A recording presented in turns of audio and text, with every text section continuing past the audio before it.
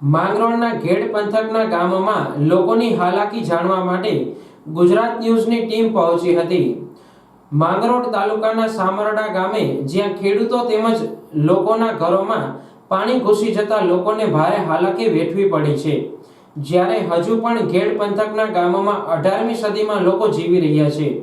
ભારે પૂરના કારણે ઘેડ પંથકના અનેક રસ્તાઓનું ધોવાણ થયું છે અને લોકો जाए तो कहाँ जाए जेवी स्थिति ऊभी थई छे। जूनागढ़ जिल्लाना માંગરોળ તાલુકાના હામોડા ગામથી બોલું। અતિ ભારે જૂનાગઢ અને મંદિરના કેશોદમાં અતિ ભારે વરસાદને કારણે અને ઘેડ પંથકમાં અતિ ભારે વરસાદને કારણે પૂર આવી જતા અત્યારે અમારે નદીઓ અને કેનાલોના નાળા તૂટી ગયા છે અને ખેતરોમાં પણ ખૂબ ધોવાણ થયા છે। તો અત્યારે ગુજરાત વિકાસ તરફ આગળ વધી રહ્યું છે, ત્યારે અમારો ઘેડ પંથક વિનાશ તરફ આગળ વિનાશમાં ધકેલાઈ રહ્યું છે અને રોડ રસ્તા બધી તૂટી ગયું છે અને મેડિકલ બકાલા અને નિશાળો છોકરાના બાળકોને ભણવામાં પણ બહુ તકલીફ થાય છે।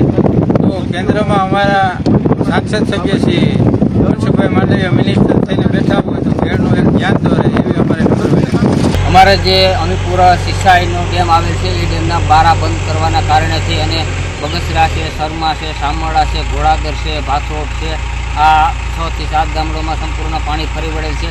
જો આ બારા ખોલી દેવામાં આવે તો જે પાણીનો સ્ટોક છે એ તાત્કાલિક નિકાલ થાય એવી અમારી માગણી છે। હાલ તો ખેડૂતોએ વાવણી કરેલ બિયારણનું ધોવાણ થયું છે અને સરકાર માત્ર બટકું નાખીને ખેડૂતોને મનાવે છે તેવું ખેડૂતોએ જણાવ્યું હતું। હાલમાં ખેડૂતોએ લાખો રૂપિયાના ખર્ચે વાવેતર કરેલ બિયારણ ફેલ થયા છે, જ્યારે ખેડૂતોએ જણાવ્યું કે રાજકીય આગેવાનો અને પદાધિકારીઓ માત્ર મત માંગવા આવે છે, પછી ખેડૂતોના સંકટ સમયે કોઈ ડોક્યુ પણ કરતા નથી।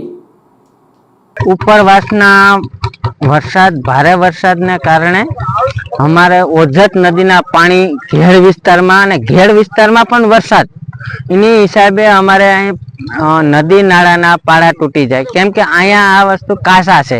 જો ઉપરથી જ કેસિંગ કોન્ક્રીટથી પાળા બાંધે તો અમારે ઘેડ વિસ્તારમાં પૂરની પરિસ્થિતિ સર્જાય નહીં અને જે ઘરોમાં પાણી ગળી જાય એ ન ગળે અને વ્યવસ્થિત રીતે રોડનું ધોવાણ ન થાય ને કાયદેસર જો આ પાળા છે આ બધા તૂટેલા છે એને કાયદેસર રીતના ઊંડા પહોળા અને પેસિંગ કોન્ક્રીટથી કરીને જો એ કરે તો વ્યવસ્થિત થાય તો આ ઘેડ વિસ્તાર રહે, બાકી એક દિને સમય આ ઘેડ વિસ્તાર નાબૂદ થઈ જાય।